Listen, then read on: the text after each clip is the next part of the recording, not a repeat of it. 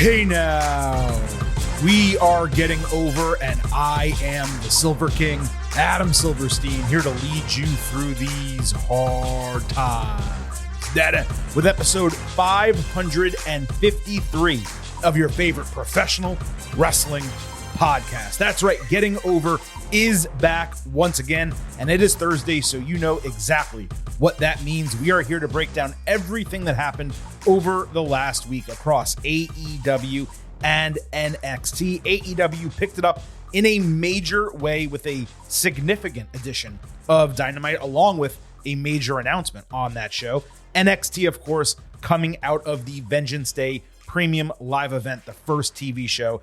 After that, on the way to Stand and Deliver on WrestleMania weekend. We have an absolutely loaded show for you today, as we usually do. So the Silver King is not going to waste any time, kicking it off with a reminder that this podcast is all about Defy. So please go ahead, head on over to Apple Podcasts and Spotify. Leave a 5-star rating on Apple. Take a little extra time. Leave a 5-star written review. If you do, we will read it live right here on the show. You can also, by the way, leave comments on Spotify, individual episodes, if you so choose. We can't really reply to them or anything, but if you have a thought on the show, you want to give us some praise, whatever the case might be, you can do it there. Just a heads up. One of those recent comments we received is from someone named either Mish or Meech. I'm not sure if it's a male or a female, but they were requesting the email address of the podcast since they don't use Twitter and therefore can't send us DMs or tweets there. So our email, in case anyone hasn't heard it on the show previously, is gettingoverpod@gmail.com. You can email us questions and comments for the show. You can send in the last word questions, whatever the hell you want. Advertising inquiries, really, any questions personal for the Silver King or for Vintage, gettingoverpod@gmail.com. But that does give me the opportunity to remind you to follow us on Twitter @gettingovercast for episode drops, news, analysis, highlights, all of that good stuff. It is also where you can send in those questions, comments, whatever they may be, via tweet, via DM, and we will do our best to read some of them and answer some of them right here on the show. Please also remember, I happen to love the number 5. and I hope you do as well, because for $5 a month or $50 for the entire year, you can become an official Getting Overhead. Just visit buymeacoffee.com/gettingover, sign up. You will get bonus audio, the fastest 5 minutes in professional wrestling, instant reactions to Raw, NXT, Dynamite, and SmackDown every single week, along with exclusive news posts generally coming out each Friday. Again, buymeacoffee.com/gettingover. We would greatly appreciate your support. Now, obviously, this show is primarily about NXT and AEW. I did forget to make a key point on our Tuesday WWE show when it came to the entire Cody Rhodes, Rock, Roman Reigns conversation. I received a couple DMs about this general topic in regards to what happened on Raw, and I didn't really provide the proper context to what WWE may have been telling us with some of the booking Monday night. Now, this show is coming out early Thursday afternoon, about 6-ish or so hours before that WrestleMania press event. I did already share this information earlier this week on Tuesday night on buymeacoffee.com/gettingover. It was just a little preface to the NXT instant reaction, but I'm going to repeat it again in case, many of you didn't hear that, even though I did make that particular bonus show free. When we get to this WrestleMania press event on Thursday evening, I still expect Roman Reigns and The Rock to headline WrestleMania. There hasn't really been anything that's happened that would dissuade me from believing that they put these two guys on the poster together, they had them in the ring together, and they're not going to lead to a match, which has been reported and rumored and all those things. However, I did find it interesting that Cody basically did not speak on Raw Monday night. And Drew McIntyre, the entire episode, was focused on doing whatever he could to ensure that Cody would not challenge Seth Rollins. Now, if you merge those two things together, that might suggest they actually are pivoting, with Cody leaving the Seth and Drew vortex and moving back into Roman and Rock. He has a ready-made match with McIntyre at Elimination Chamber based on that attack, let's just say. that can end in a disqualification, a no contest, whatever they need to do to keep both of them strong coming out of that. And then he could transition right back into the Roman Reigns Rock situation, no matter what way they go.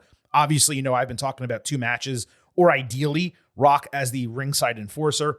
A triple threat is another option, but the triple threat really does not work because you don't get Rock Reigns and you don't get Reigns Cody. So that triple threat is almost, I don't want to say it's worse, but it's not that much better, is what I'll say. I was just kind of pissed that we published the entire show on Tuesday and I left this part of the breakdown out because I had a whole note on it to deliver to all of you. So I figured I'd share it here, as I said, hours before this press event goes live, just to get it on the record in case of whatever might happen Thursday in the late afternoon on the West Coast, early evening here on the East Coast. So with that said, that was the WWE tidbit right off the top. Let's go ahead and move into the show. We're going to start with NXT. It's just a shorter breakdown, and we're also coming off of Vengeance Day, and then we're going to dedicate a significant portion of the show to AEW. As always, there are timestamps in the episode description, so if you want to skip around and just listen to AEW or NXT, whatever the case, you have that opportunity. But as always, I hope you listen to the entire show. I did a second look for NXT Vengeance Day, but the truth is, I didn't really have many additional thoughts watching the show a second time. The women's match was better than I remembered it being, but I still graded it right initially at 4 stars and an A-. Nothing's changing there. I did want to upgrade the Obafemi Dragon Lee, just a quarter star to 3.5. It was a really good David versus Goliath match. Femi looked like an absolute monster in the finish, and yes, he's still green, but despite that, he just did really well, and Dragon sold his ass off for him. That was super enjoyable. The other thing I wanted to point out that I missed, the camera work throughout the Ilya Dragunov Trick Williams main event, it was excellent. The way Carmelo Hayes was kept in the frame almost the majority of the match so that we could see him actively rooting for and supporting Trick the entire time before they did the heel turn at the end, the swerve. That was perfect. That match itself on rewatch, it's even better than I remembered. It's undoubtedly the match of the year in WWE to this point. We're only, 39 days into the year as we tape this podcast. I really wavered about going into A+ territory for it. What held me back was the simple fact that Trick was green and there were a number of parts where you could see him just standing there waiting for Ilya. Other opportunities where he had to sell the knee that he didn't actually do it. He just kept hitting his knee instead of selling it, limping, doing all those types of things. So some of those technical elements weren't there that you need to have a perfect or nearly perfect match. But again, saying a match is 4.5 stars, that is pretty much as good as you can expect, especially from someone as young to the business like Trick. So that's the entirety of the NXT Vengeance Day second look. Like I said, there really wasn't much to go over that we didn't already discuss on the Instant Analysis podcast. And if you happen to miss that show, it is in our archives. Make sure you go and listen to the NXT Vengeance Day Instant Analysis. So with that said, let's move into what happened Tuesday on NXT. Carmelo Hayes opened the show dressed in black combat gear with a steel chair. Bro looked like a member of Jodeci, straight up. He got serenaded with nonstop boos, fuck you, Mello, and another longer chant that I couldn't quite make out what they were saying. Legitimate nuclear heat for him. He sat and let it all envelop the arena and then said, "Not yet," dropping the chair and walking off. And I'm realizing here, there was actually one additional note I wanted to provide from the Vengeance Day second look that I missed. So he wears out Trick, like his knee with the chair 10 different times, right? And the chair is so bent, he tries to open it, is unable to sit in the chair. So he does the smartest thing. He takes the chair, turns it around, hits Trick on the knee one more time, and bends it back just enough so he's able to sit on the chair and not go get another one for the closing shot that they wanted for Vengeance Day. I completely forgot to mention that. Anyway, back to Tuesday. This was just perfect from start to finish, that opening segment with Mello. Easily the most NXT heat that someone's had since Tommaso Ciampa, and I'm not including Dominic Mysterio as part of that. It was awesome to see that land as well as it actually did. It was a terrible job by the USA Network censors, muting every word except fuck. It was hysterical that they try so hard to do that, and they completely failed at their job. The Raw clip that's circling around, you can find it on Twitter. It's tremendous when you hear the entire reaction live without any of the muting. So in the parking lot, Ilya Dragunov denied an interview request, saying he was there to get answers from Mello. He hit the ring, putting over Trick for going to war with him, saying he'd be a worthy champion if he was ever to lose the title. Then he called out Melo for dragging his name through the mud with all the false accusations, saying that fans gave it to him verbally, but he would take him out physically and give him what he deserves. He said, quote, "I will go beyond breaking you, you traitorous son of a bitch."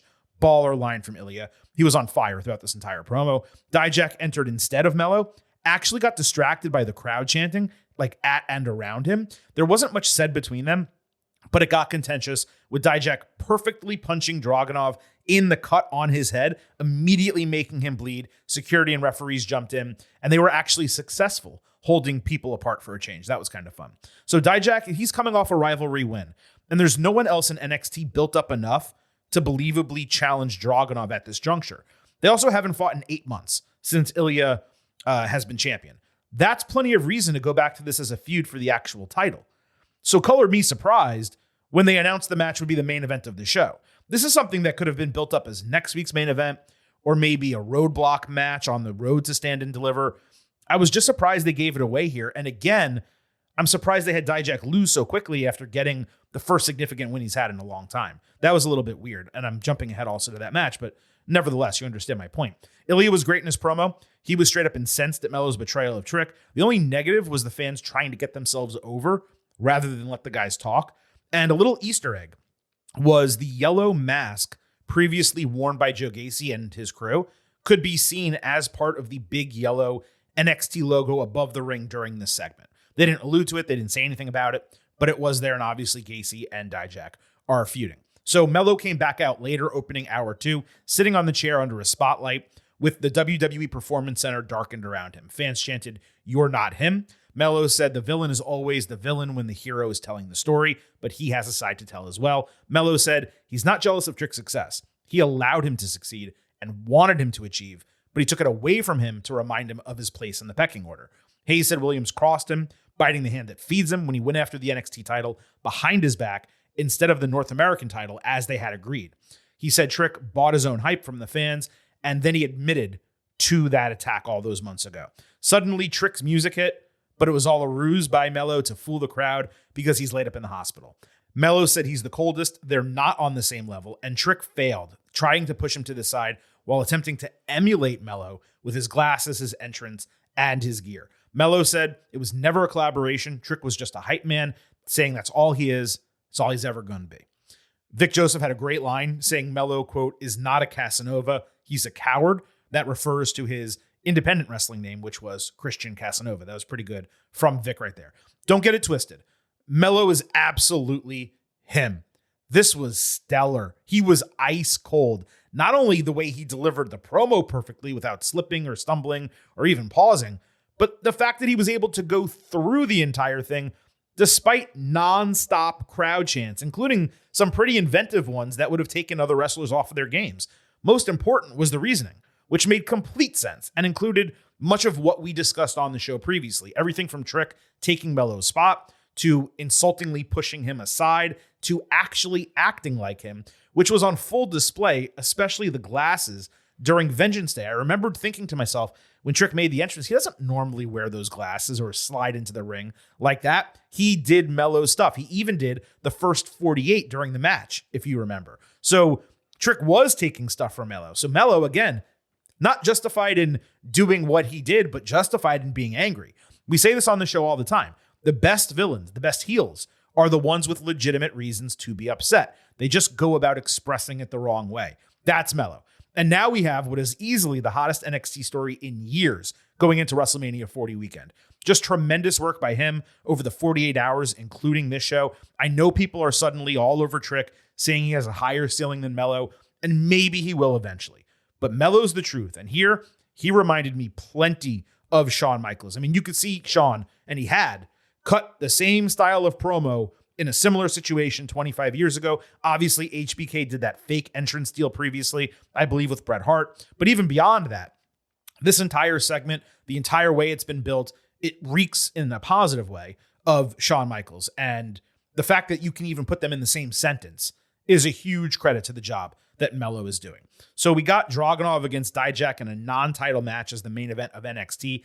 They had a great hard-hitting sequence. Dijak grabbed Ilya's nose and pulled upward while on his shoulders, only to get drilled driver style into the turnbuckles, with Dragunov hitting a flying senton and running boot. Dijak followed with a sit-down choke bomb and chops on the canvas. Ilya came back with chops and basically did that to every single one of his extremities, only for Dijak to counter Constantine's special with a lariat and hit a springboard elbow drop with the injured elbow from Vengeance Day. Dijak slid to the apron, presumably to grab something outside, only for Joe Gacy to slide out from underneath the ring with like a toy boxing glove on a stick, punch Dijak in the face. Dragunov took advantage with an H-bomb immediately after that for the win.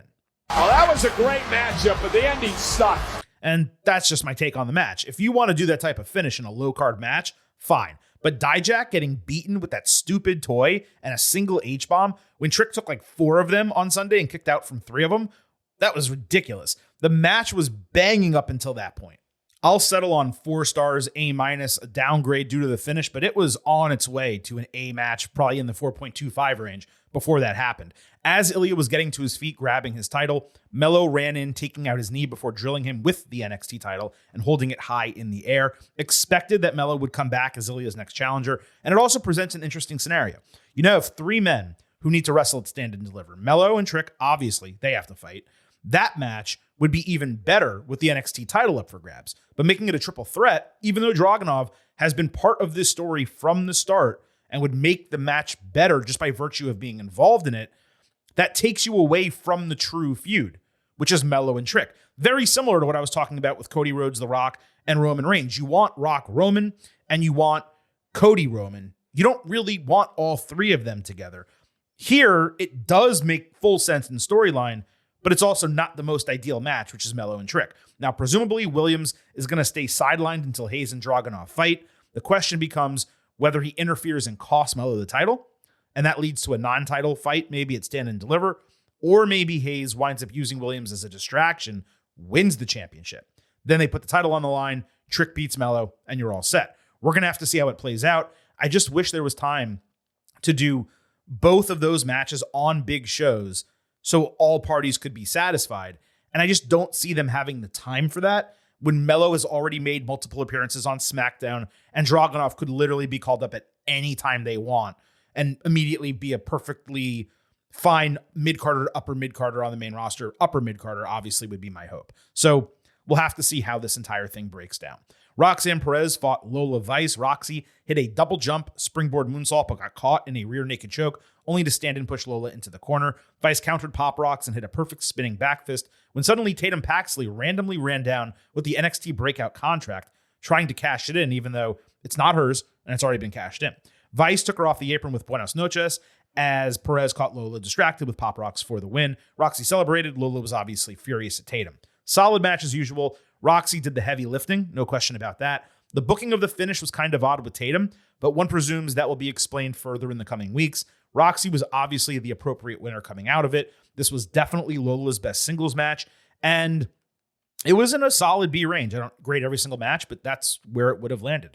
Braun Breaker and Baron Corbin were ringside with the Dusty Rhodes Tag Team Classic trophy, with Breaker getting the ring announcer to do a whole shtick, calling them the Wolf Dogs. Corbin made a joke about Breaker, in the ropes and didn't land at all. Then they called out the champions, but instead competitors for the next match came out. This was easily the Wolf Dogs' weakest segment together. Nothing particularly funny or smart. It was just straight up boring. Axiom and Nathan Frazier fought Idris Enofe and Malik Blade. Now, this got built, if you'll remember, during Vengeance Day. And this match followed the Wolf Dogs moment, and they stayed on commentary, the heels did. Frazier and Blade did simultaneous topes in a really hot moment. Blade countered a flying crossbody into a flipping fallaway slam. Axiom took Enofe off the top with a Spanish fly, and Frazier added a Phoenix splash in the middle of the ring for a broken fall. Frazier hit a box jump superplex on Blade, and then he moved into a brainbuster with a bonus heel kick from Axiom. Enofe and Blade came back with a double twisting slam of Axiom broken by Frazier, who flew into the cover. Blade sold the knee outside. Frazier hit a Phoenix splash on Enofe, with Axiom adding golden ratio. The heels attacked after the bell. D'Angelo family entered, and a challenge was set for next week. This was so damn good. Like, beyond any expectation you possibly could have had coming into the match. It was as high octane as you could possibly get with the right winners, but also a great showing by Enofe and Blade, who always seem to occasionally have a high quality match only to just get lost in the shuffle afterward. This just completely over delivered. I'm going to go, man, this one's tough. I'm going to say 4 stars, A-, but if you're completely into that type of wrestling, I could see it easily being a flat A, like a 4.25 A for you. It was a damn good match. Maybe I'm underrating it. I might be underrating this and the Dijak Dragunov match now that I think about it. But both for me, tippy top of A-, like a 92 out of 100, pretty much for both of them. Again, one suffered by the finish. The other, there wasn't much storytelling in this tag team match. It was more just moves, but both immensely entertaining, both completely worth watching if you're not a regular NXT viewer. Highly recommend them. JC Jane and Thea Hale were celebrating the Chase U calendar selling out. Thea was about to go ringside for Riley Osborne's match, but JC convinced her to play hard to get, even though they already have a Valentine's Day date set. That led into Osborne and Lexus King. Riley got distracted, noticing Thea was not in the Chase U student section. That led to King catching him with a draping coronation, his finisher, which is always draping, I think, for the win. Later backstage, Thea played it cool as Riley was disappointed she wasn't there, but then she freaked out when he confirmed their Valentine's Day date, with JC again bringing her back to earth. King, he's getting some wins, and they're properly slow playing him because he shouldn't be jumped up to the main event side, right away anyway. But it also feels like he's yet to truly do anything significant since arriving. Hale and Jane, they remain fun together, but the way they play Thea is like she's 14 or 15 and has never been on a date before. Not like a 19-year-old or 20-year-old in college who you would think has had such experience already. It's a little bit odd. Von Wagner and Mr. Stone commiserated backstage over the Heritage Cup loss. The kids, Stone's kids, attacked them from behind a couch. They jumped over the couch and convinced Stone to tag with Wagner against Metaphor, suggesting a sneak attack. Cute video with the kids. I still don't see this or Wagner working long-term. There's just not enough in the overall package to be a fit for WWE, especially not the main roster. But for an NXT low-card type of dude, I guess it's fine. Fallon Henley and Ren Sinclair fought Lash Legend and Jakara Jackson. The heels talked shit on the faces before Noam Dar dismissed the tag team challenge from Wagner and Stone. No Quarter Catch Crew then came up, giving Dar shit for fighting people he's already beaten instead of taking new challengers. Extremely solid work both ways, with Fallon and Lash obviously the stars of the match. They did a tug of war with Jakara, leading to Fallon taking a rope to the throat. Sinclair tagged in to give her a beat, but Legend immediately caught her with a choke-up powerbomb for the win. I love the inventive finish with Henley kind of getting excused out of it. The heels looking strong, but it was the worst match on the show. And that's not even like a huge negative. It just was the worst match on the show. Brooks Jensen, wearing the Briggs & Jensen tag team shirt, went up to Josh Briggs backstage. They had a quick talk, but as Briggs walked away, Jensen admitted he was lost without him and Fallon Henley and needs them both back in his corner. Briggs had like a heelish smile on his face, turned around, gave Jensen some real tough love, shoving him against the lockers, saying he's not a kid anymore and needs to be able to stand on his own 2 feet like Briggs and Henley are, grow some damn balls instead of pouting in the corner like a baby. This was easily the most Briggs has shown just period as a character throughout his entire NXT run to this point.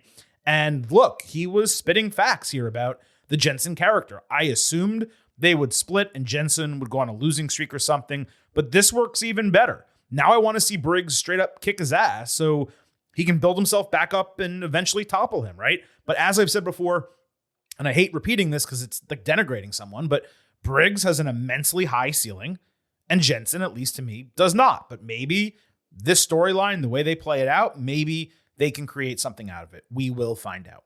Kalani Jordan got an extended promo video saying she wants to top the women's division and refuses to settle for anything less. Kiana James and Izzy Dame criticized some trainees watching that video happen, with Brindley Reese hopping up all energetic, excited for Kalani. Izzy bullied Brindley to give up her coffee, which Kiana poured into a trash can. They'll do Brindley, Kiana next week, and one presumes a tag team match will follow in the near future after Kalani makes the save because Brindley had her back. Would be interesting to see them team. They're very similar with their backgrounds, their athleticism, and we'll see where this goes. But I don't know. This wasn't that great for me. Jada Parker backstage asked Ava for Adriana Rizzo one-on-one next week. Ava agreed as long as the guys were not ringside because D'Angelo family would be defending the tag team titles against the Wolf Dogs. Ridge Holland then came in asking for all of Gallus. Ava agreed, but as a gauntlet rather than 3-on-1, just like we surmised would happen last week.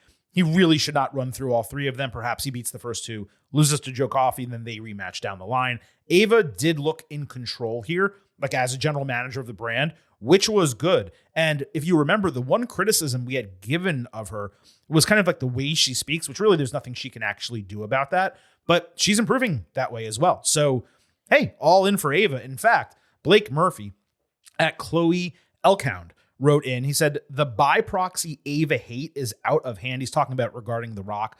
Not sure how WWE can course correct this. She deserves none of this. Too many of these so-called fans on social media are bullies. However, I consider no one doing this to a product that they claim to love to be actual fans. And you're spot on. Now, what Blake is talking about is Ava said she legitimately received death threats over Dwayne Johnson and what's going on with Cody Rhodes and Roman Reigns. That is the height of absurdity. Like, I can't even imagine what needs to connect in someone's head where they feel it's appropriate to do that. So, F those people, first of all. Second of all, credit to the NXT crowd who, after I think it was the Parker Rizzo segment, or maybe it was the entirety of it and the Holland, I forget how it transpired, but they actually chanted, "Thank you, Ava."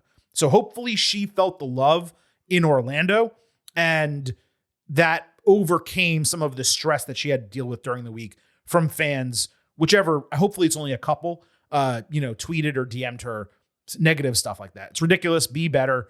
And Ava is doing a good job, but even beyond her doing a good job, she doesn't deserve hate for something her father may or may not, we think, did, but perhaps did not do.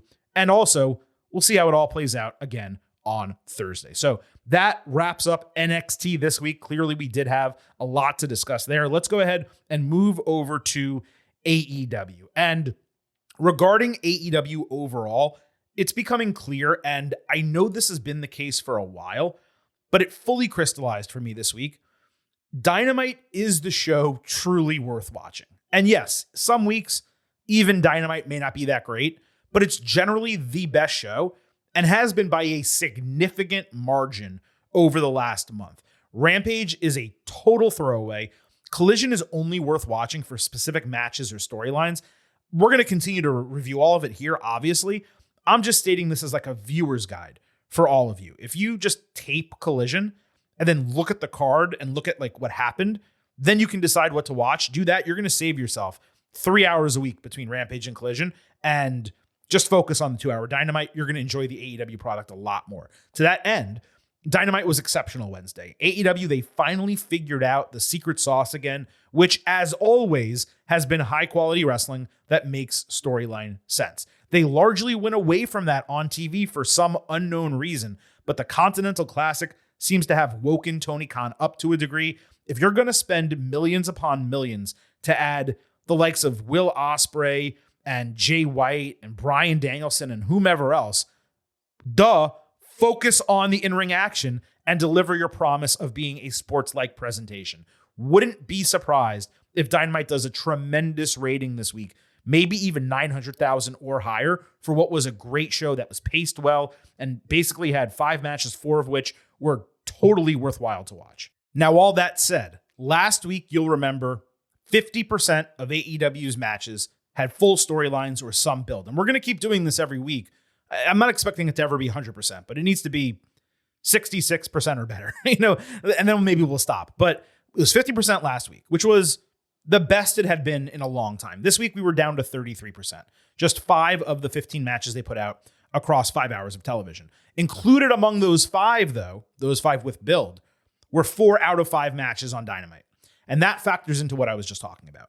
Including among the 10 that did not have any build or anything, were all 4 women's matches from TV, which again speaks to the lack of care for that division when it comes to TV.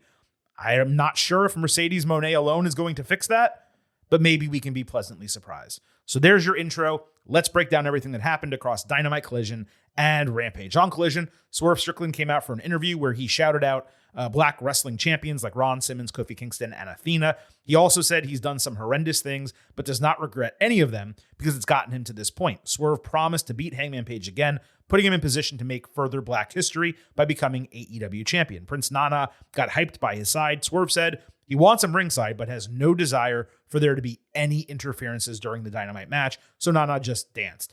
This was the second best AEW segment from the weekend. It was also a nice prelude into the big showdown on Dynamite. We're going to move right to that. Hangman against Swerve for the number one contendership. This opened the show.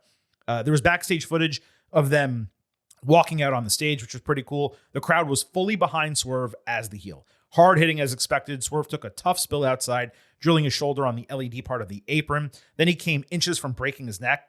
Seriously, countering off the ropes into nothing. Hangman hit a Liger bomb before the referee half-checked to see if he was okay. Hangman got booed as he tried a buckshot lariat. Swerve avoided it, hit him with his own move, plus a Swerve stomp for a fantastic false finish. Later, Swerve hit a draping double stomp off the ropes, with Page rolling onto a setup table that immediately collapsed under his body weight. So Swerve ran around the ring, grabbed a second table, but Hangman went inside and got knees up on a 450. Hangman hit almost an inverted buckshot lariat, plus a regular one for a rope break false finish.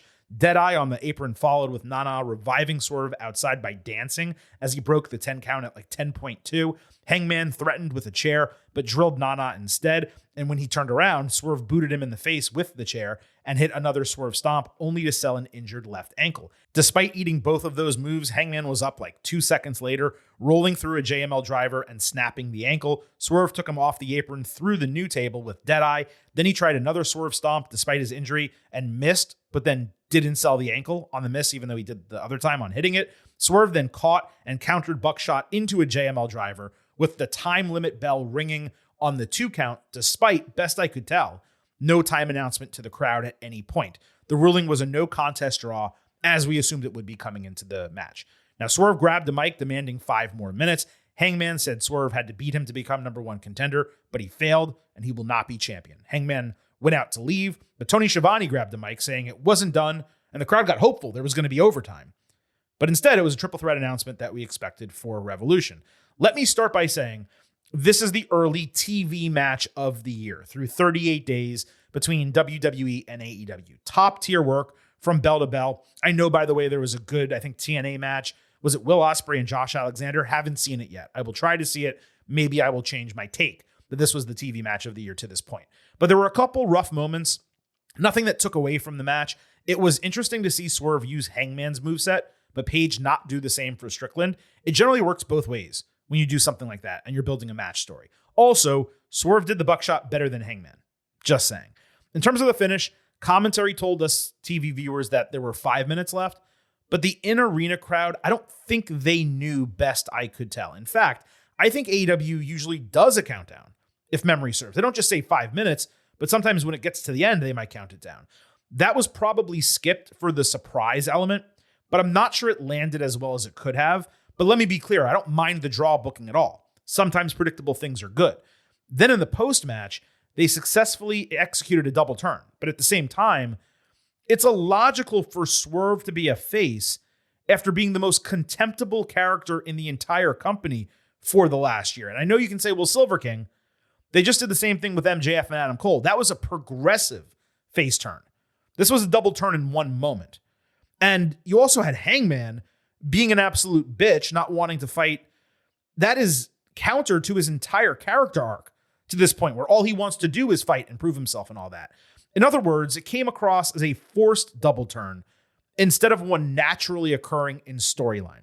And the only reason to do that, at least as far as I'm concerned, if I was booking, is if you're going to strap up the babyface and you want Swerve to get that pop instead of being a heel winning a title and getting cheered. Because in a triple threat, they already had a babyface in Hangman, a heel-leaning tweener in Joe, and a full-on heel in Swerve. So it was a real interesting creative decision. Like most viewers, I was already rooting for Swerve, but I didn't want or need him to be a babyface in order for that to happen. It just felt completely unnecessary. In terms of a match grade, you're not going to get an A+ out of me for a draw with non distractions and multiple missed spots. Not happening. It's an A. I'm right on the line between 4.25 and 4.5. And I don't know that it matters. I mean, it doesn't. I know for a fact it does not matter, whatever I grade it. But I'm right on the line. So you can pick your number, but it's right there. It's probably, if we were doing low-high, a low 4.5. And if you want to compare it to the Trick Williams-Ilya Dragunov match, that probably would have been a middle to high 4.5. Like if you just want to, I think that one was slightly better. This one certainly, there was better work. That one had much better storytelling.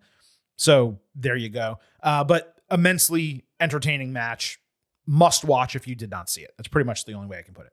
On Dynamite, after this, Samoa Joe backstage was sarcastic about the match booking, saying it was a celebration of mediocrity and the powers that be are stacking the deck against him. He promised none of it would matter come Revolution. He'd walk out as champion, saying both of them would suffer. A+ promo from Joe, as per usual. The guy cannot miss on the mic. On Rampage, Ricky Starks and Big Bill fought Dark Order in a non-title match. Darby Allin was on commentary. Starks speared Evil Uno outside and hit Rochambeau on John Silver for the win. This was somehow not an eliminator, despite Dark Order being in the tag team rankings. Otherwise, a nothing match. There was one eliminator, a proving ground match, and then another match with champion involved. All on AEW television this week. And again, one of them wasn't an eliminator. It doesn't track. There may have actually been two now that I'm thinking about it, but we'll talk about that a little bit later. The tag team championships were on the line on Dynamite. Starks and Bill defending against Sting and Darby in a tornado match. I could be wrong. I think they randomly added the tornado stipulation without explanation. And that obviously for me is frustrating.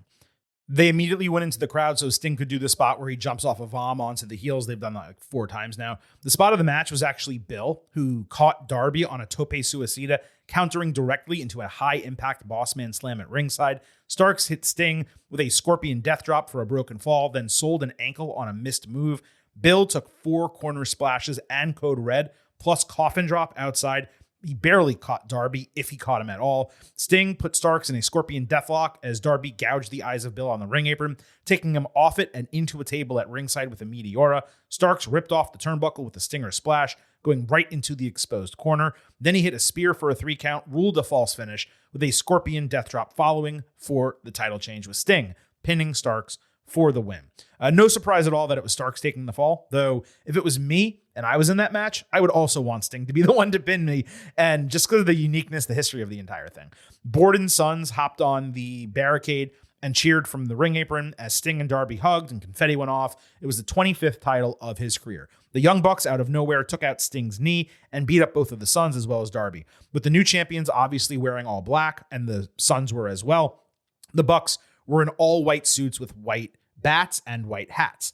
Darby immediately bladed. That way the blood could get all over their suits. Then he ate a now called EVP trigger as the attacks continued for another few minutes after the fact. Good heat for the Bucks in the post-match. I did expect it to be a little bit hotter given it's AEW. There's usually, FU chants as opposed to just a chorus of boos. And what we got here was the chorus of boos. The match was solid throughout. Tons of spots meant to make Sting look good in what was likely the penultimate match of his career. The title change was predictable coming in, and personally, I'd not have made it part of the storyline, just given how quick the turnaround needs to be. Also, the fact that the super heel Bucks will either have to beat Sting in his last match or lose to him, and then the faces are vacating the titles weeks after winning them, and you have to presume they do a tournament coming out of that. There's still a chance it all makes sense and plays out perfectly. We're not going to know until we see the final build and we see the match at Revolution. All in all, super entertaining segment, a really nice moment for Sting. As we've said many times before, the Bucks are eons better as heels. Oh, and let's give Big Bill some flowers too, because holy shit, that man has turned his career around in a major way. He's a legitimate mid-carder who can become an upper mid-carder, no question in my mind. In terms of a match grade, I'm probably at 3.75 stars B+, but if you were slightly higher at an A-, I'd be right there with you. On Dynamite, Tony Khan made his big announcement, and it was that AEW will hold a special event called Big Business for a Dynamite show emanating from Boston on March 13th. He called it both, quote, an important night for AEW and the professional wrestling industry, unquote, and, quote, a night the entire pro wrestling industry will remember, unquote. This is certainly the Mercedes Mone debut, and that is quite a way to promote it. Certainly, she is their 4th biggest signing previously from WWE. And you could even make an argument she's bigger than that, maybe the 3rd biggest, just based on her following online. Look, it's going to create headlines for AEW off the bat. As you're going to hear in a moment, if they continue booking the women's division as they have been, it's not going to matter much in the long run. Hopefully that changes with her coming aboard, obviously. Now, it's notable that they're doing this like a CM Punk debut. The Mercedes, she does have that rabid fan base, and clearly the idea is to take advantage of that for a rating surge. It's possible they double up with a Kazuchika Okada debut as well, that would explain Tony Khan's exaggerated promotion. But Mercedes is the direct tease here. I'm not sure that promoting the Mercedes debut and then surprising with the Okada signing on the same show is better than just doing them separately. But I'm sure there are fair arguments both ways. I had a couple minor nitpicks. First, there had to be a better name than Big Business that they could have chosen. Also, the logo has 3 S's for business, but only one of them has a dollar sign in it, despite it ending with 2 S's. And there's a hidden logo word in the graphic. Boston, Bosston, there's 2 S's. Those have dollar signs through them, obviously referring to the boss, Sasha Banks. So if you're going to put 2 dollar signs in the fake Boston that has 2 S's in it, why would you not put 2 dollar signs in the word business, which ends with 2 S's in it? It's so frustrating to me. Just as someone who works, with graphic designers and works in editorial stuff, just be consistent with the dollar signs. That's all.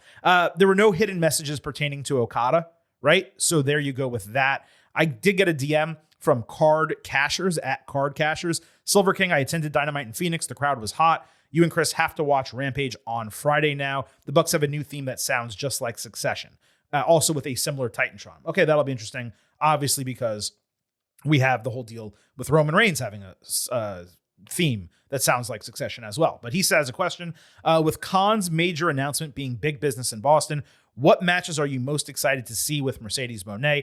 I'd say Britt Baker, Toni Storm, and hopefully a returning Jamie Hayter at Wembley. Baker versus Mone could be the feud that ignites the women's division. Thank you.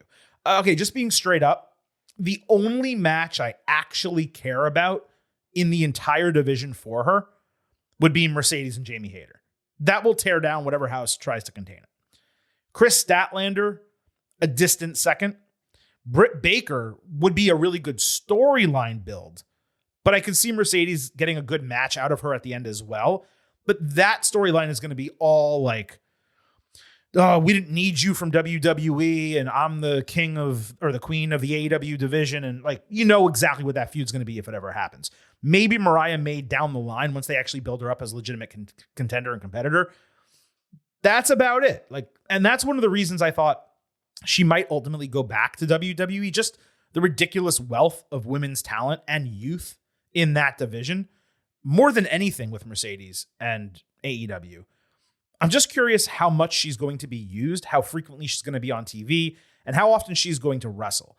Not at the start, but really throughout the entire year. Because it's one thing to be utilized like, let's say, Jon Moxley or Bryan Danielson, where they're just always on screen. They're always having matches. They're always involved in a feud that matters. And there's another thing to be used like even the best women have been used in AEW, where all of a sudden Britt Baker will be on TV 3 weeks in a row, and then she's gone for 2 months. Then she's back again, and then she's gone. And I know that she's a dentist and has other stuff in her life, but there's just been a real inconsistency with using women in the division. Maybe something changes. Maybe Rampage becomes a 1-hour women's show. Maybe, Tony makes a commitment as part of Mercedes' debut that he's going to start investing more in women's storytelling and storylines. I hope so. I really do. But proof is in the pudding when it comes to this. And Mercedes is a huge signing. No question about it. It's going to be a big night when she shows up. They're going to pop a big rating for that show. The question's about being able to sustain it going forward. I don't know that Mercedes is going to give them the sustainable ratings that CM Punk did. I think she'll probably be more like a Moxley or Bryan Danielson, where she is an A+ signing and a huge addition, but just makes the show better and doesn't necessarily make the ratings or business better. But again, I could absolutely be wrong, and I certainly hope I am. Going back quickly to the Okada deal, because Mercedes is going to get so much attention here in the United States, that's just one of those reasons why it feels like forcing Okada into the same show doesn't make sense. And by the way, that's assuming they've signed Okada, which we have not heard, and there's been no reports on that. In fact, the latest report, the most recent report, is that WWE was reaching out to him and negotiating with him. But again, he may well have signed with AEW, and it doesn't matter. Everything points to him going to AEW, the agent, the trademarks, all that type of stuff. But you never know until it actually happens, right? For me, I would do Okada separate. I think you can promote that not in the same way, but you can promote it as a major moment. You could even have him show up at a pay-per-view. That would probably be the way I would bring Okada in. I don't think I would do it on the back end, like one opening the show, Mercedes opens and Okada closes the show. But they could. Again, he's promoting it as like I forgot what the terminology was, an important night for AEW in the professional wrestling industry, a night the whole industry will remember. I mean, just Mercedes showing up, is that a night the whole industry is going to remember? Probably not. Does Tony exaggerate? Yes, he does. So I don't think it tells us one way or the other. I just don't want fans getting their hopes up, right? Because you get your hopes up for something to happen and it doesn't happen. You're like, oh, I can't believe they didn't do that. That would have been perfect. But they're not promoting that. They're not promising you that. All they're promoting is Mercedes. So be happy that you get Mercedes. And if you get Okada as well, then be happy that you're getting a little bit of a bonus there. That's it. And if you want more on Okada, we did discuss him at the start of Tuesday's WWE show in our news section. We gave our thoughts on his impact potentially in WWE and AEW. You can go listen to that. On Rampage, Mystico, Hechicero, Volador Jr., and Mascara Dorada fought Matt Sydal, Christopher Daniels, and 2.0. Yes, this was a real TV main event. Hechicero won by trapping Daniels' arms in his legs and rolling him around the ring before putting CD flat on his shoulders for the 1-2-3. Let's move on. Eddie Kingston fought Brian Keith in a proving ground match, which is pretty much like an eliminator match, I guess, on Collision. This was basically just strong wrestling throughout, strong style, but the finish was almost identical to the Jon Moxley match where they slapped the shit out of each other with Eddie's back fist resulting in the 1-2-3. Good hard-hitting stuff after the bell. Shivani entered the ring and announced that Keith is all elite, which is kind of strange because in order for that to happen, you kind of need to sign a contract. You can't just tell someone, by the way, we signed you. Or does Tony Khan just get to acquire whoever he wants whenever they want if he's in the ring? It's just kind of weird the way they did that. On Collision, Bryan Danielson fought Hechicero. Danielson came out to raise Keith's arm at the end of the prior segment. This match followed. For a big guy, Hechicero flew around and pretty damn good inside and out of the ring. Danielson caught him flying into the ring, hitting a double underhook driver and putting in the label lock. Bryan escaped the submission, only to eat a hammerlock, spinning backbreaker. They had a great counter sequence. The referee completely, and I mean completely, botched the finish. He counted 1, 2, 3 with literally no one's shoulders down. And then about 10 seconds later, they did the trap cover that was planned as the finish, and that got another 1, 2, 3. Hechicero attacked after the bell. That led to Claudio Castagnoli making a save. This was extremely well wrestled, and it was an extremely entertaining match. The best part of either weekend show by a mile, this was the only thing better than Swerve's promo. The referee absolutely killed the end of it, though. Honestly, I don't call for people to lose their jobs on here, but that's a fireable offense, or it's at least one worthy of a demotion to Ring of Honor. Truly awful. This was a borderline A for me, but I'm at 4 stars, A-. Definitely worth watching. On Dynamite, Blackpool Combat Club fought the CMLL Luchadors. Mox cut a promo last week saying he respects Lucha Libre and isn't actually mad at them, but they can't talk shit in his house and get away with it. He also referenced WWE saying that the Luchadors shouldn't think AEW is, quote, easy, lazy American wrestling like that other show. Okay, John. Shivani called this a grudge match. Before the introductions, it's not a grudge match. The Luchadors did their thing with Dorada and pressing in particular. Hechicero again did the hammerlock backbreaker on Bryan, with Dorada hitting a 450 for a broken fall. Strange spot where Dorada hit a code red and then Mox just stared, waiting to break it up for a 2.5 count. Bryan hit the Bazaiku knee on Volador. BCC basically did whatever it wanted without tagging, while CMLL actually followed the rules. Hechicero accidentally ran into the referee with Claudio low-blowing him for the win. 3 other luchadors, including Mystico, jumped the barricade ready to fight, so 2.0 Daniels and Sydal chased them away. It's a random assortment of individuals, I swear. Clearly, there is going to be a multi-man match, a cross-brand show, or something else coming up. Maybe Anarchy in the Arena at Revolution. That would be my guess as of right now. So look. Well, that was a great matchup, but the ending sucked. 2 times in 1 episode. Tony Khan wasn't going to let his guys lose to CMLL on his own show, so BCC winning made sense, but they won 2 of the 3 matches this week by happenstance fashion, with CMLL only beating a bunch of jobbers on the 3rd show in similar happenstance fashion. So basically, none of the results actually mattered. That puts a damper on the match, which was rolling pretty hot, but at the same time was just a bunch of moves without anything else. I bet you others will grade this higher. You know who. I was at 3.5 stars and a B, despite the athleticism of the Luchadors. On Collision, Red Velvet beat Vert Vixen in less than 3 minutes. Commentary put over Velvet for having 58 AEW victories. Those must have all happened on Dark, because I don't think I've seen her win more than one match, maybe two matches, and I've seen every single television show that AEW has ever put on air. On Dynamite, Toni Storm fought Velvet in an eliminator match. Now we know why Velvet got a 142nd win for no reason on Collision. Deonna Purrazzo was on commentary. Storm hit a hip attack and a DDT for a strange rolling kickout. Then she won with an ankle lock submission, refusing to let it go until Deonna got in the ring. They went face to face. Storm then sniffed her.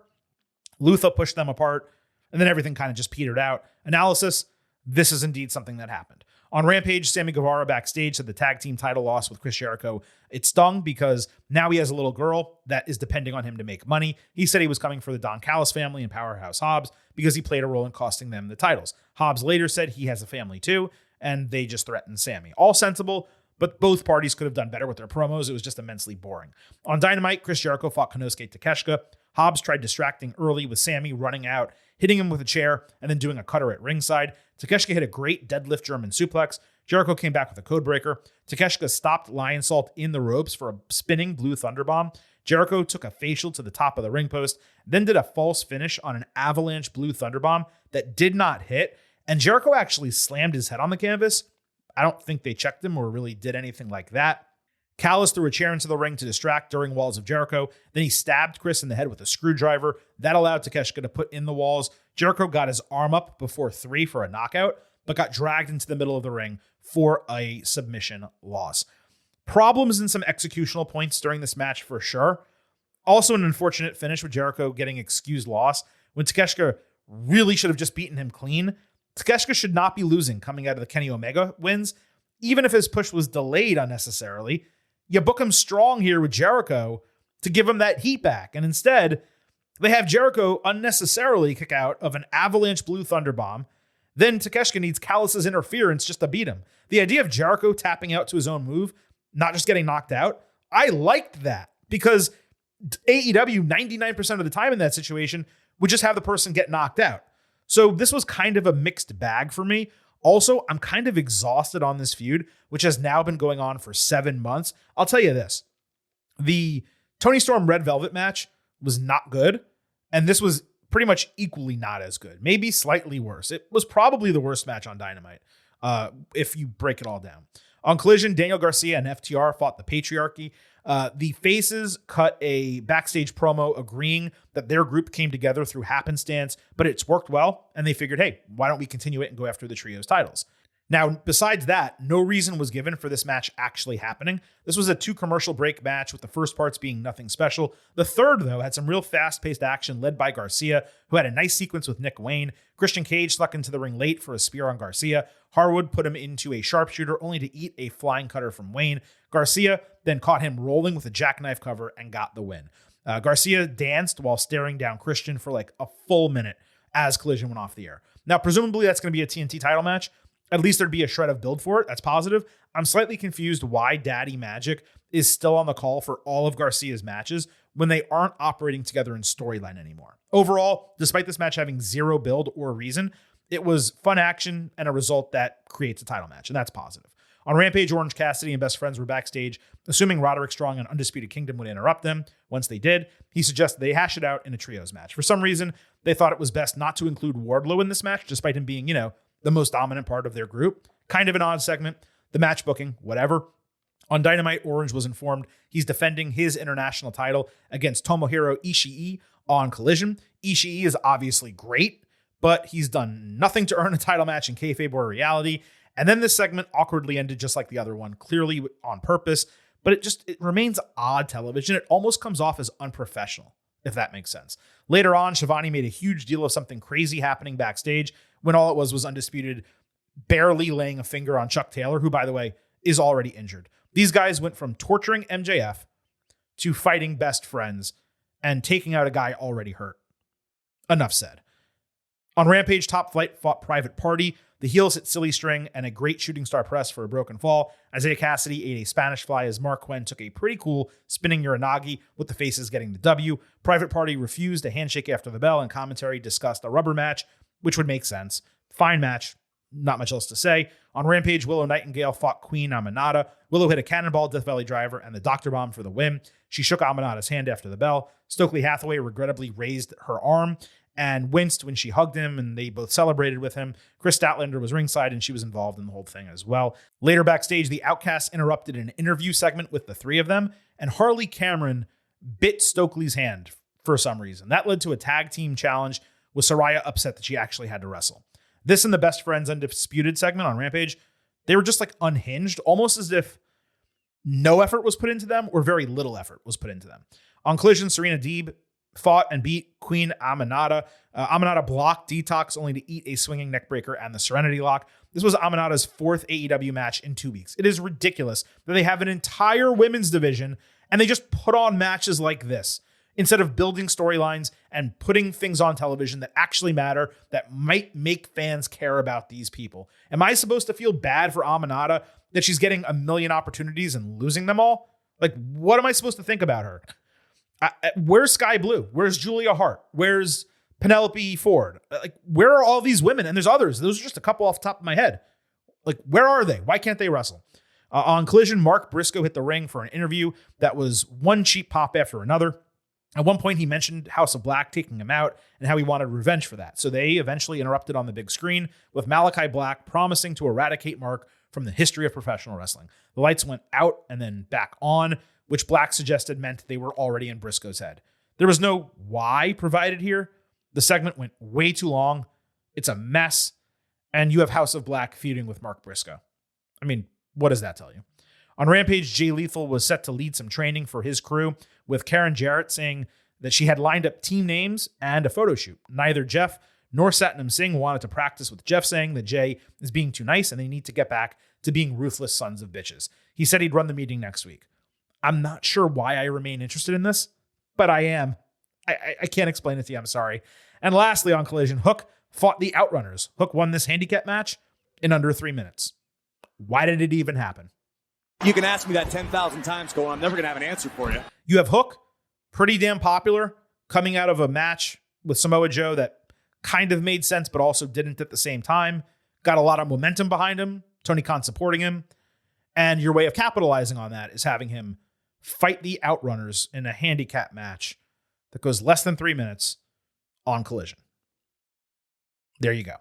All right, folks, that was the full breakdown of AEW this week. As you can tell, plenty to be immensely positive about, particularly on Dynamite, but still a lot of problems across Collision and Rampage. This has been another loaded edition of the Getting Over Wrestling podcast, as we always attempt to bring you, and we are publishing it early on Thursday because we have no idea what is going to happen at that WrestleMania 40 press event in the evening. There might be an additional show coming out Thursday, perhaps one on Friday after SmackDown, or we might see you next on Tuesday with our regular WWE edition of the show. Wish I had a more firm answer for you, but we can't do anything until we see what happens on Thursday and perhaps Friday as well. On the way out, allow me to remind you that the Getting Over Wrestling podcast It's all about Defy. So please head on over to Apple Podcasts and Spotify. Leave those 5-star ratings on Apple. Take a little extra time. Leave a 5-star written review. If you do, we will read it live right here on the show. Don't forget to follow us on Twitter at Getting Overcast for episode drops, news, analysis, highlights, all of that good stuff. We also, by the way, make episode announcements there. So if we're going to do an instant reaction, we're going to do a special show, we will announce it on Twitter at Getting Overcast. And please also remember, I happen to love the number 5. And I hope you do as well, because for $5 a month or $50 for the entire year, you can become an official Getting Overhead. Just visit buymeacoffee.com/gettingover. Sign up. You get bonus audio, you get exclusive news, and much more. All of it at buymeacoffee.com/gettingover. Thank you all so much for listening to this edition of the Getting Over Wrestling podcast. It is officially time for the Silver King to sign off and leave you with just 3 final words. Bye for now.